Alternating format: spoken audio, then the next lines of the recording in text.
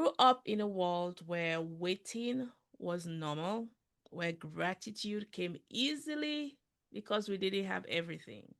Our kids, they live in a world where everything is one click away. So, how do we raise grateful hearts in a culture of instant everything? How do we teach our kids contentment and gratitude when they have everything in their fingertips? That is the question for today. You have a sister friend who you can talk to about your imperfections, vulnerabilities, uncensored truths, journeys, and victories? Welcome to the lounge. So, welcome to the Sisters Let's Talk podcast lounge. Hi, I'm Fumi. Fumi, and that's Lucia. Hi, Lucia. um, so why is this even an It issue? up. Because we've made it not to be a norm. Like when you're overly expressive of what you really Mm-hmm. want, then it's not a norm. But then, coming to a question, why do we expect our kids to show gratitude when we do something for them or when we know they encountered something that they should be grateful for, especially those things that we sacrificed a lot to give to them? Why should they be grateful? What's the point? Isn't it what you parents say that I brought you in this world? I can take you out of this world. That means No, I we don't. own you. You No, are mine. we don't say that. The other parents say that. Oh yeah, the other generation said that. But it comes back down to it trickles in different ways. Do we just people just say differently? Mm. There's expectations, right? It is, but I think it has a long term goal, and we're seeing it now in this our generation as well. When kids don't learn to gratitude, they often grow up into adults that struggle to find joy in life because nothing ever feels like enough. Mm-hmm. Or that feel they may not be necessarily wanting to stay at a job because, they have to be treated a certain way, and if not, boom, I'm done. Bye. Well, yeah, because they expect rewards or Mm-hmm. recognition without effort. So they expect if they if they actually do say thank you, it should be like It should top come of with the it something. should come with something Like like thank you is attached to reward, right? correct. Or giving Uh-huh. is attached to a reward. Yep, You're I not should have just giving something and for that's it. it. It should have something for it, which Yeah. I guess that's the term or the phrase entitlement. Correct. And then it also we see adults that have difficulty forming deep relationships because they focus on what they can get rather than what they can give. We see that in marriages all the Mm-hmm. time. It's like, Mm-hmm. okay, what's in that for me? What Right, is it? right, What do I get? right. It's giving. You Exactly. don't give out of like, okay, I gave you just because I wanted to, or just because we don't we see adults that just can't do that. Like, it what is it for me? What do I get from this? Right? There's that self and I guess it's everything is sometimes a learned behavior. Mhm. Um, and I would term it's a self-absorbed or self-absorption thing Mhm. where it's good to self-reflect, it's good to be introspective, but I think they've gone a little overboard Mm. where they are way too introspective or way too self-reflective, which comes back to the self. Mm. It's all about, as you're saying, Yep. what's in it for me? So Yep. it's all about me. What do I get out of this? Yeah. Right? And Not, it also helps them lose resilience, which is mm-hmm, one thing I think our generation was really that has really helped us. That resilience of keep going. Well, everything has its pros and cons. But when things don't go their way, it's they quit. I'm done, or they complain without persevering. So like everything is turned against you, right? Rather than, okay, I'm grateful for what I have right now.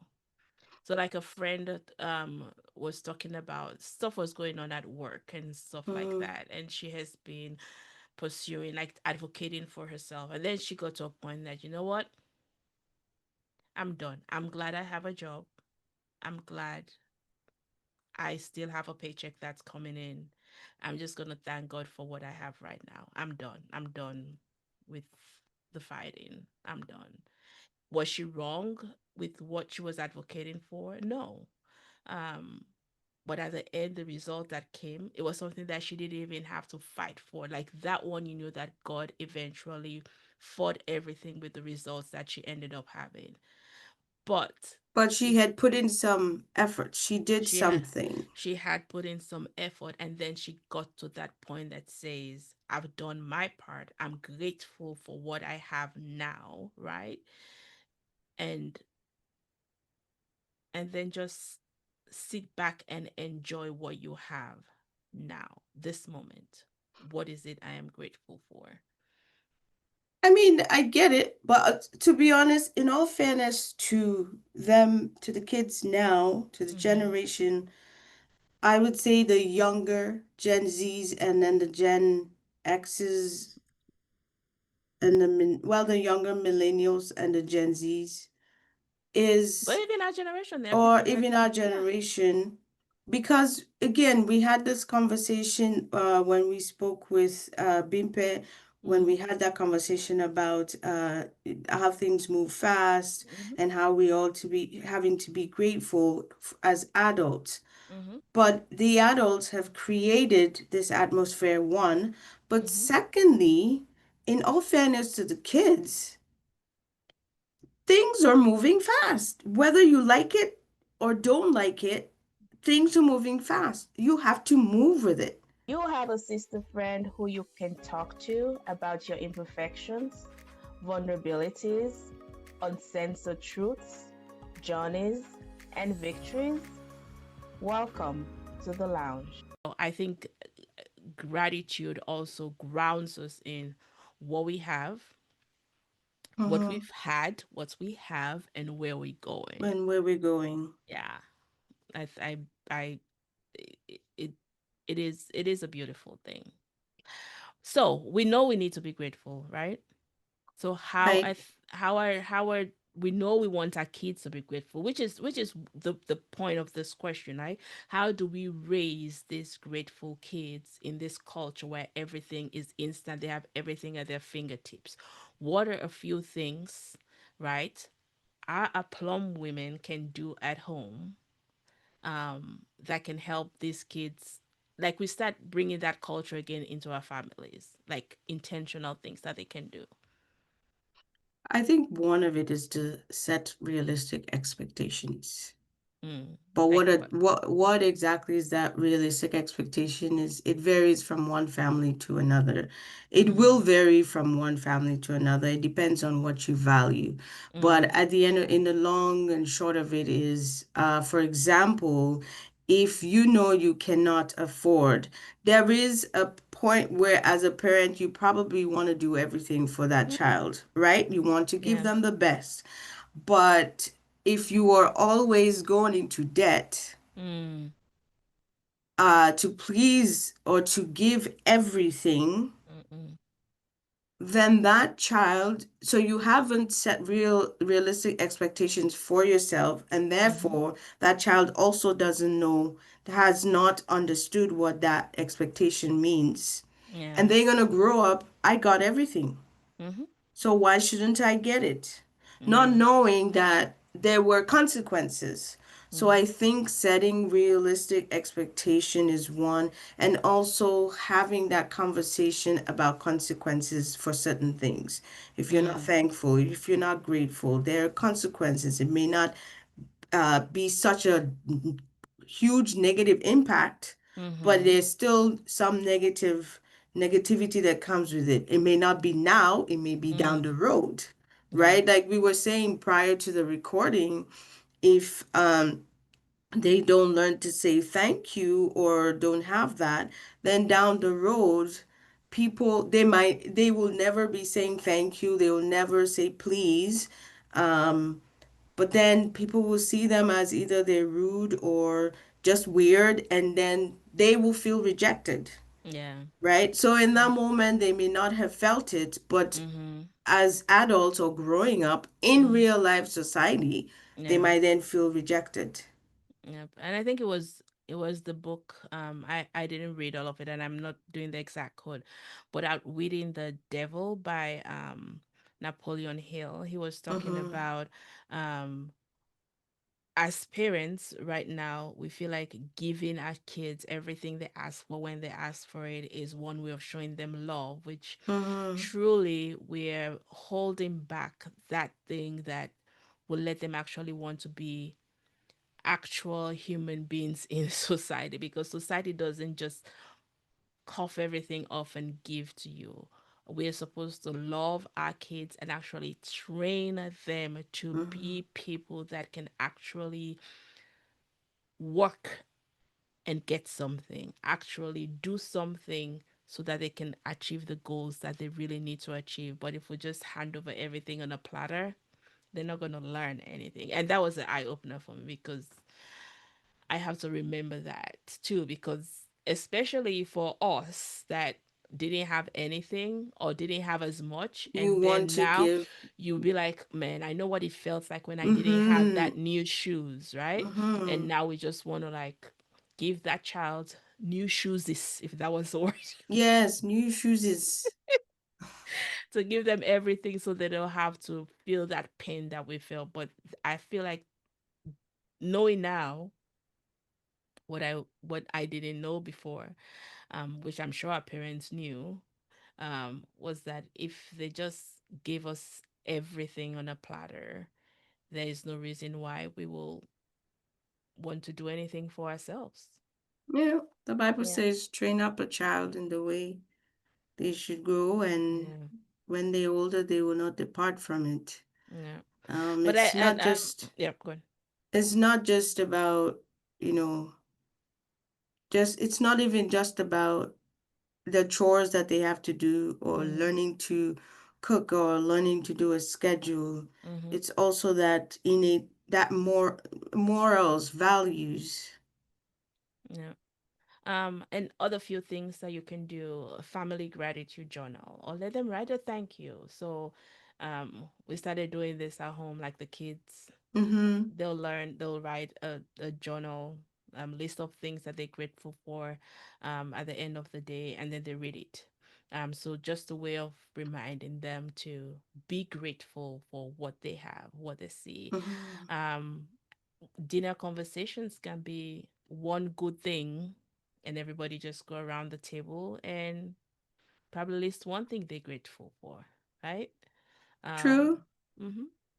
And Or hey, when you come to Auntie's house, if you're used to having pancakes and sausage and all that and everything you ask for, when you come to Auntie's house, you either have choice A or choice B. Which one do you want? If you want neither, I'm sorry. mm, When yeah, you go home, you to can have ask your everything. mom or dad. Yeah. But and then okay, Auntie, I want this one. And then when you choose this one, your plate be better be three quarters Oh empty boy. before it goes to the the Auntie's dishwasher. house. But no, I think, and also another thing too, that we can incorporate in raising up grateful kids in our culture where everything is instant, is helping them donate. Let them be part of the donating, like outgrown clothes or Mhm. toys or things. Let them pick it out. Let them actually go into their closets and not like, nope, you can Exactly. So wear this. donating something Yeah. that they have. Yeah. Because it's one thing to go and say, oh, we want to buy this and this to donate, but something that they own. Yeah. Okay. So another thing that we can help is serving in the community, serving with seniors, serving with other people, like things Mm-hmm. in the community. Help them be part of it. Help them give their time. So it's another way of teaching them that, like, giving of your time is another way of giving. So including those things that they have to participate. It's not like you just do Exactly. everything; they participate in the thing. Um, And I think also the we all know about the chores, like having them do chores. I mhm. do know people sometimes again, safety and so on. But for example, at a certain age, I was doing certain things already. Not everyone would do that. But if you have a 10-year-old who doesn't even know how to wash the dishes, I mean, but I think that also teaches the chores when they have to do the chores. It teaches that you don't always have to want to do something, Yeah. but if it needs to be done, it has to be done. Because Right. when they go to university or when they go to their job, if you don't feel like going to work today, you're not going to say, I don't feel like going to work today. Yep. But some of them will call like, oh, I didn't feel like coming to work. They don't even say calling sick. Yeah, I don't feel like Yeah. coming to work today. Yeah. So I think just allowing them to do chores, not kill them with chores because Hmm. they have so many other things to do, but allowing them to have responsibility. Yeah. Yeah. Yeah. So one So resource that I was we just about to did, go there. one resource that we found that I think will be a really good read for all of us is Raising Grateful Kids in an Entitled World by Kristen Welch. And we'll have this resource this also down in the description box for you, or in the show notes for you to explore. Raising Grateful Kids in an Entitled World by Kristen Welch. I believe it And will be a good read. the book itself, the subtitle says, How One Family Learned That Saying No Can Lead to Life's Biggest Yes. Yep, definitely. Um, yeah. So let us know in the comment section if you have suggestions or ways that you have trained your child or children that others can learn from. Yeah. Because again, everyone has different ways of doing things. So we all Hmm. learn, everyone learns from each other. So just put it in the comment section, right down there. And Yeah. make sure you subscribe. Hit the Yeah. subscribe button. Hit the subscribe button and remember you are blessed and you're highly favored and you're deeply loved and God loves you extremely more than you can ever think or imagine. And He has given you everything you need for this life Everything. and for godliness. So go this week knowing that you've got it. You've got it. You're a plum woman and you got it.